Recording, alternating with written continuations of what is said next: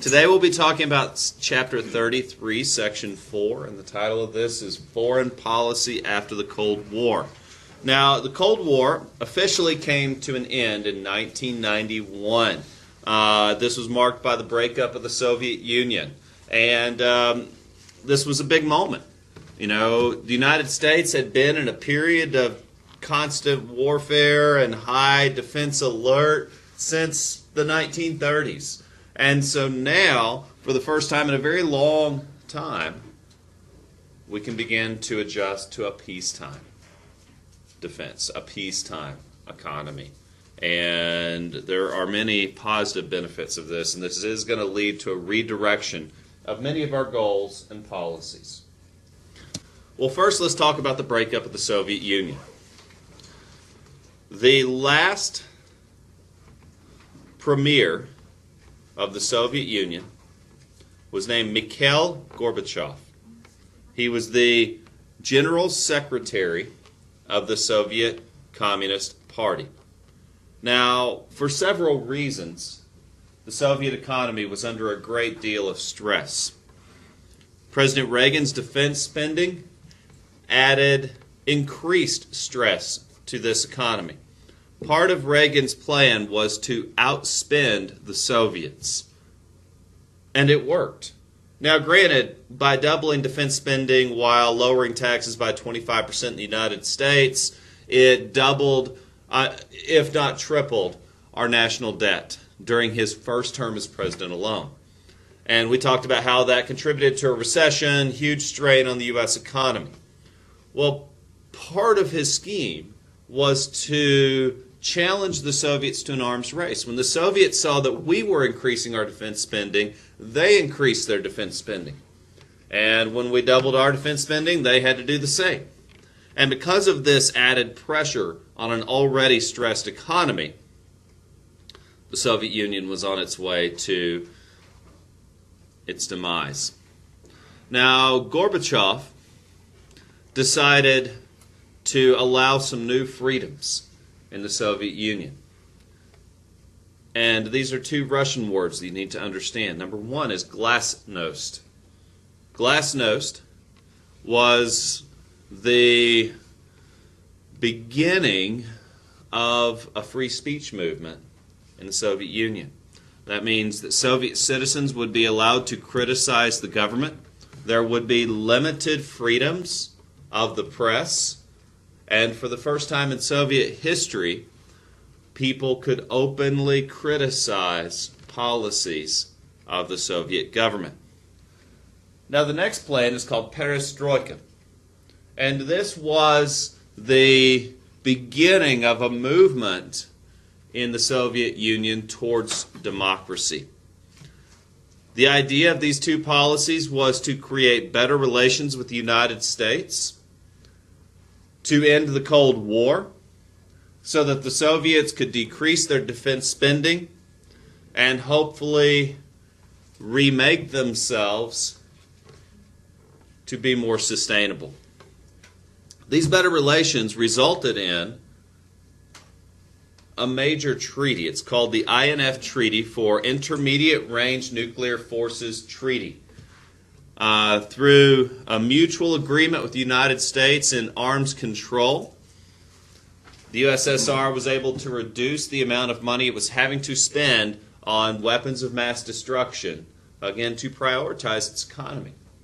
It's this, or they face the possibility of an economic collapse. And so Gorbachev's policies were very much a survival measure. Because you see, by 1991, the Soviet Union was declining. Because of the weakness in the economy and the faltering Soviet government, 14 different pieces of the Soviet Union declared their independence in the year 1991 alone. Gorbachev was forced to resign as premier of the Soviet Union. In fact, by the time that he resigned, the dismantling of the Soviet Union was already underway. In 1993, the Commonwealth of Independent States had formed. The Second Strategic Arms Reduction Treaty had been signed. and the Cold War was over, as well as the Soviet Union.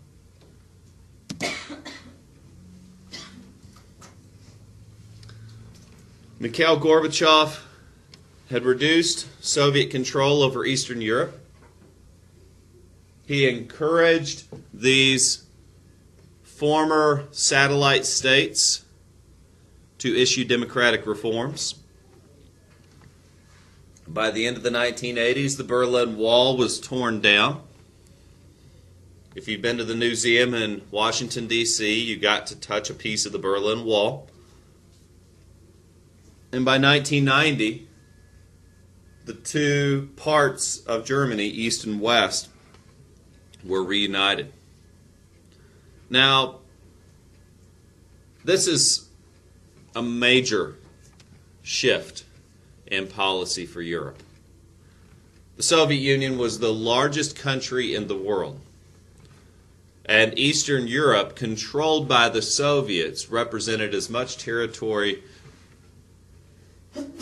when you think of the entire Soviet Union, as the Nazis had conquered. And they held it for nearly 50 years. And now it's being dismantled.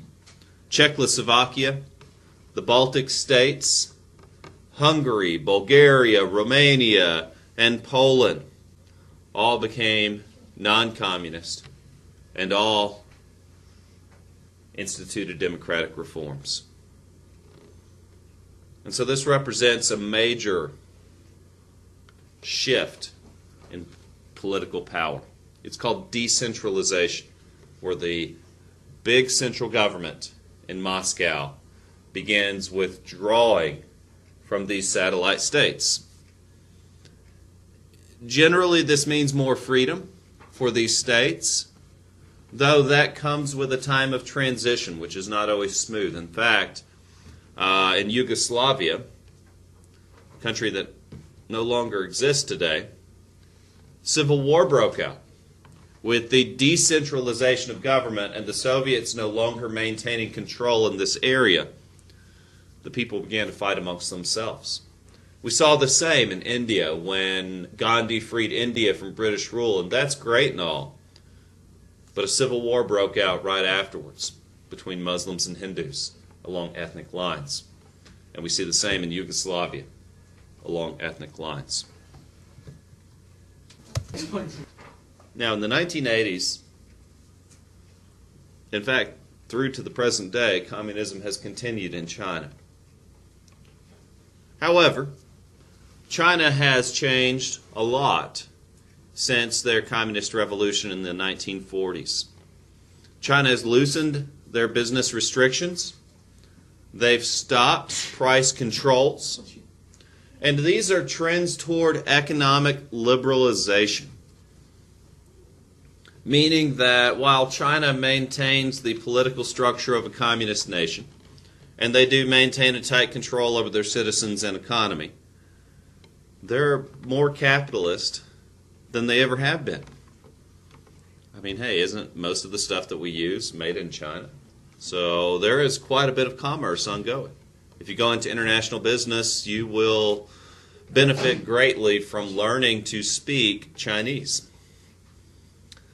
Now, with this trend towards economic liberalization, many Chinese citizens believed that their government was moving in the direction of the Soviet government and hoped that they could look forward to a democratic system of government. In fact, many students began to demonstrate and protest for the rights of free speech. And the largest demonstration in the 1980s for free speech was at Tiananmen Square. And I'm going to show you some videos and photographs of Tiananmen Square, among other cities.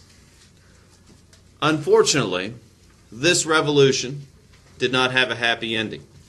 The premier, Li Peng, ordered the military to disperse the protesters by any means necessary. Thousands were killed. And we have this famous photograph of the Chinese student standing at Tiananmen Square. When the tanks rolled in to stop the protesters, this young man stood in front of the tanks. We don't know a lot about him because he's never been seen again. There's video footage of this. The tanks come to a complete stop. They attempt to go around the young man, and he moves himself in front of the tanks. Notice he's completely alone. And then the video cuts off.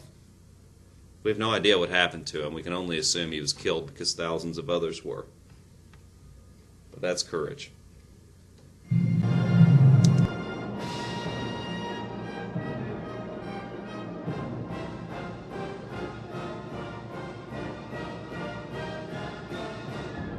France had a Bastille Day to remember.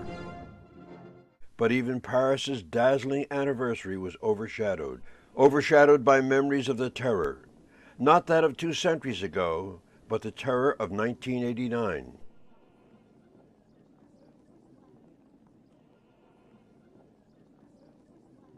Thoughts were centered on recent events very far from the Champs-Élysées. For a few weeks in spring, the Young Guard had held sway in the heart of Beijing. The students demanded a new style of government. In the end, that is what happened.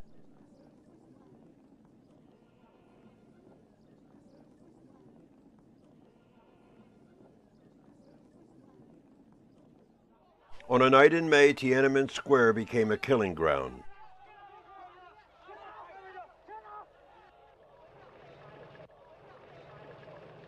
Bodies were broken, hopes were destroyed.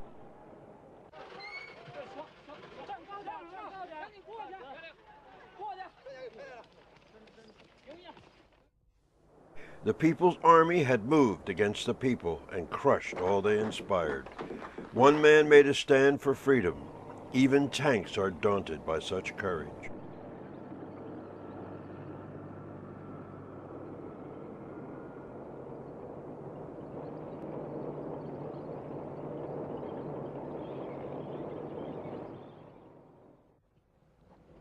But still the gunfire continued, random and deadly.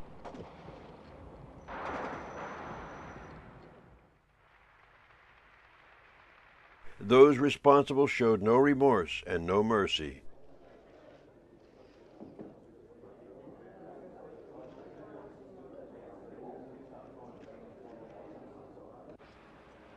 It was left to others to mourn.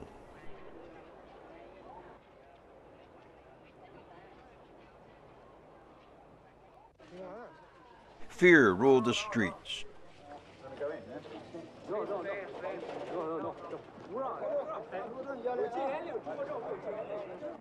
Dissent was a capital offense.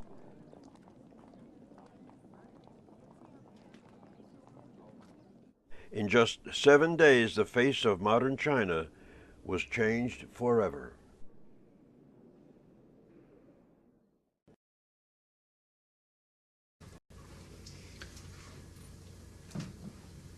Now, from the beginning of the Cold War until the 1990s, the United States involved itself in hundreds of small conflicts around the world.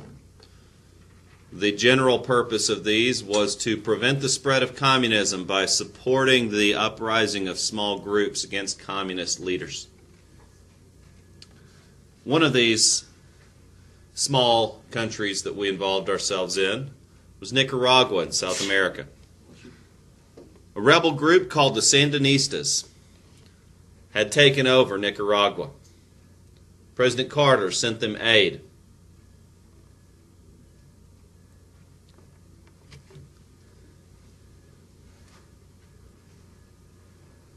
His successor, Ronald Reagan, branded this group as communist. And he secretly helped the opposition forces known as the Contras. By 1990, with Reagan's support, the Contra leader, Violeta de Chamorro, was elected president and began to issue democratic reforms. And this is all well and good. In fact, we've seen this in many cases where the United States supports democratic uprisings against communist regimes, whether true or not. And we'll come back to the sticky details of the Iran-Contra affair in just a moment. Meanwhile, another situation in 1983, the movie Hamburger Hill, starring Clint Eastwood, is based on this event. President Reagan sent troops to the tiny island of Grenada to depose a pro-Cuban government there and replace it with a pro-United States government.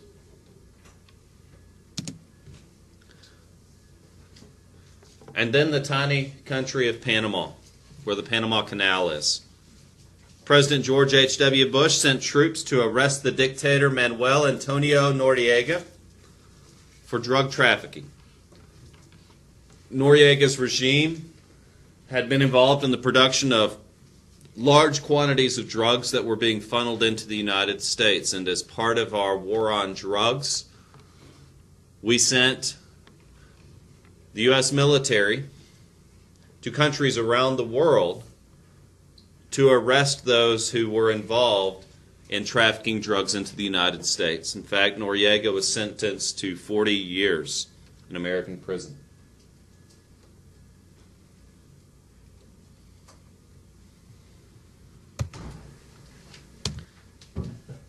Now, the supporting of the Contras against the Sandinistas sounded much like any other U.S. intervention under the Truman Doctrine during the Cold War. But the trick to this one is there was some backhand dealing going on.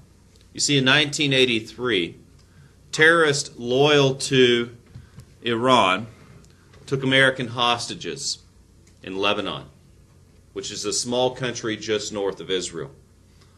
Now, President Reagan went on television and said clearly the United States does not negotiate with terrorists.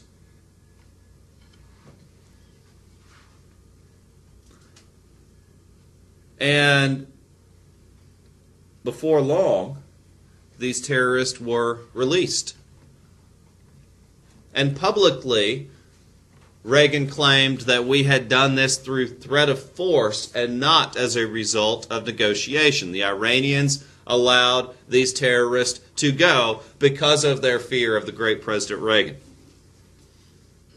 Yet in 1987, congressional committees formed to hold joint televised hearings in which several of Reagan's staffers were indicted for what was called the Iran-Contra scandal.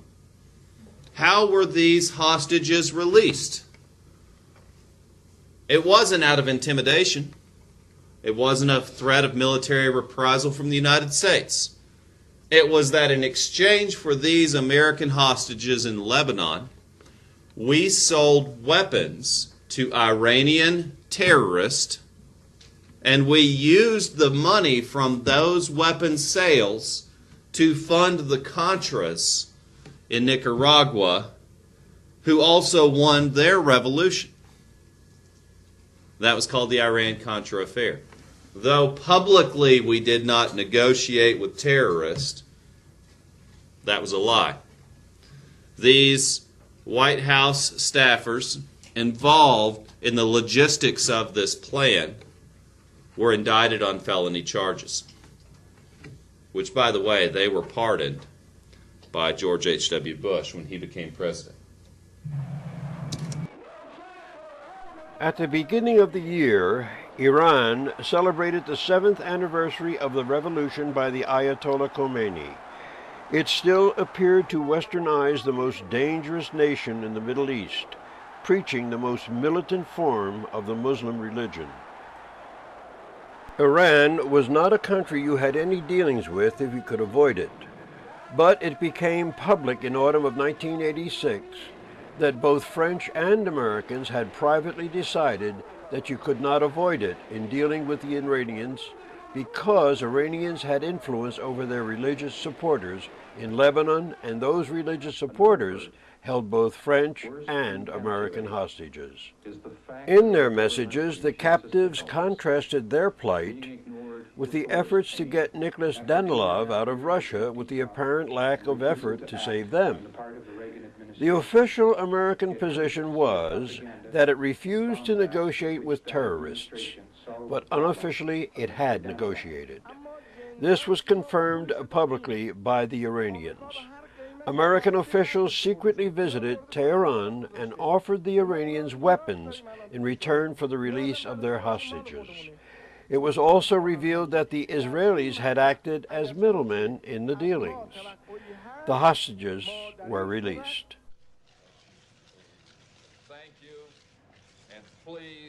But President Reagan paid a high political price for their freedom.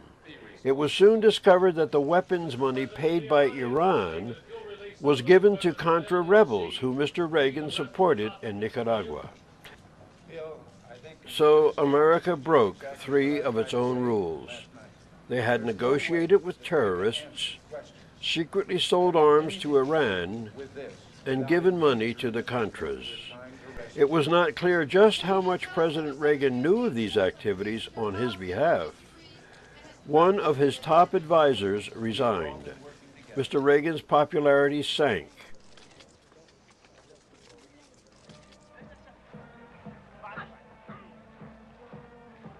Meanwhile, Iran's war with Iraq, one reason why Iran needed American weapons, ended its 6th year this September. The war has killed about 200,000 people thus far. And this brings us to the first Persian Gulf War. Iran was at war with Iraq, and Iraq's dictator Saddam Hussein had amounted a very large national debt as a result of this war. And so to recoup his financial losses, Saddam Hussein invaded the tiny state of Kuwait, which neighbors Iraq. This tiny little nation is full of oil. And for its size, it is one of the largest stores of oil in the world. And when it was invaded by Iraq, it threatened the U.S. oil supply. Because if this large of an oil supply was controlled by a military dictator who we did not have good relations with, this could threaten oil sales. This could lead to an oil shortage. And we could not allow that. And so President George H.W. Bush and his Secretary of State James Baker organized an international coalition. And in 1991, Operation Desert Storm liberated this tiny state of Kuwait from Iraq. So why did we send over 100,000 soldiers to Iraq? To liberate this tiny state of Kuwait. Why did we liberate this tiny state of Kuwait? Because they had lots of oil. And because we wanted to buy that oil. And we were afraid that our oil flow would be restricted if it were controlled by a dictator. So it's time that Kuwait gets some freedom. So over 100,000 U.S. soldiers went to Iraq in a coalition of over 100 different nations. We incurred roughly 400 casualties in a 3-day ground war and roughly a 2-week air campaign, which resulted in over 100,000 Iraqi deaths.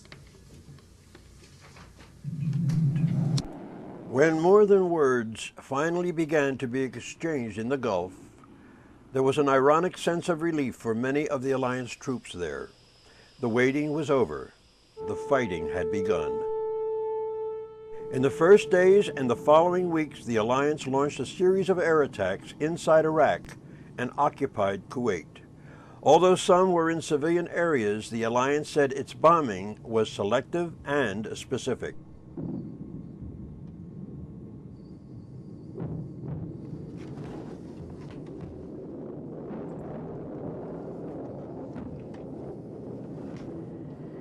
The initial excitement of pilots saying they were receiving little or no opposition in the skies was tempered as the first report of aircraft losses came in.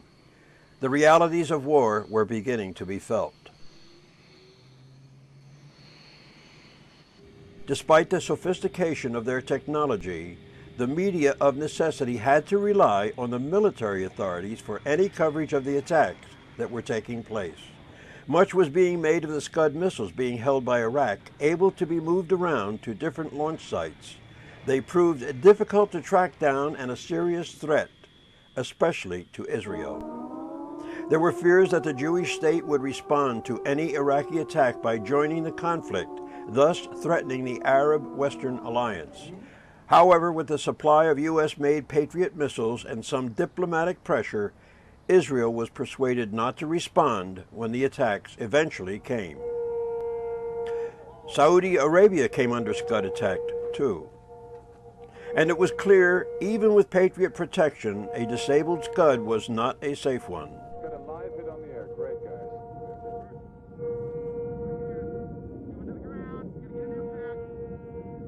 Some did die in these attacks and damage was caused as this one on Saudi Arabia.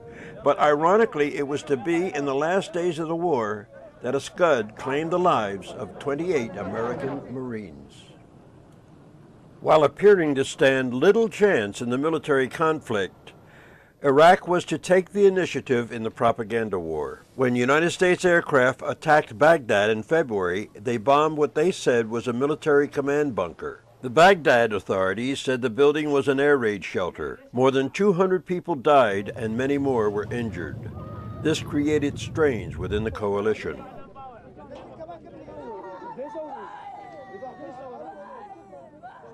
The first real ground exchanges in the war came in the battle for the Saudi border town of Hachi. Iraqi troops moved into the town and held it for a day before the alliance regained control after fierce fighting. It appeared Saddam's aim had been to provoke a full-scale coalition response, but the real land battle was yet to come. A huge oil slick appeared in the Gulf. Washington said that the Iraqis were deliberately pumping oil into the water. Baghdad said, however, that it is coming from oil pumping stations and tankers damaged in the airstrikes.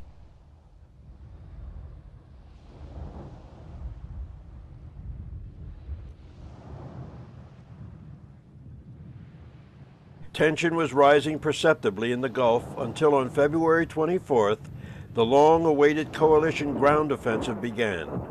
The fight would be short, but horrific. Alliance casualties would be low, but the exact number of Iraqis and Kuwaitis killed during Iraq's occupation would never be known.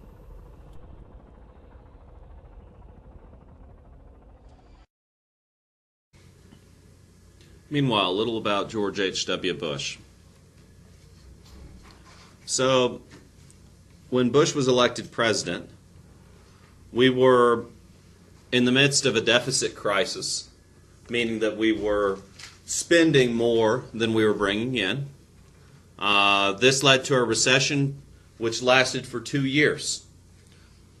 Bush's primary campaign promise had been, read my lips, no new taxes. And like so many before him, he had been forced to break that promise. Approval ratings dropped significantly in 1992, and George H.W. Bush would not be reelected.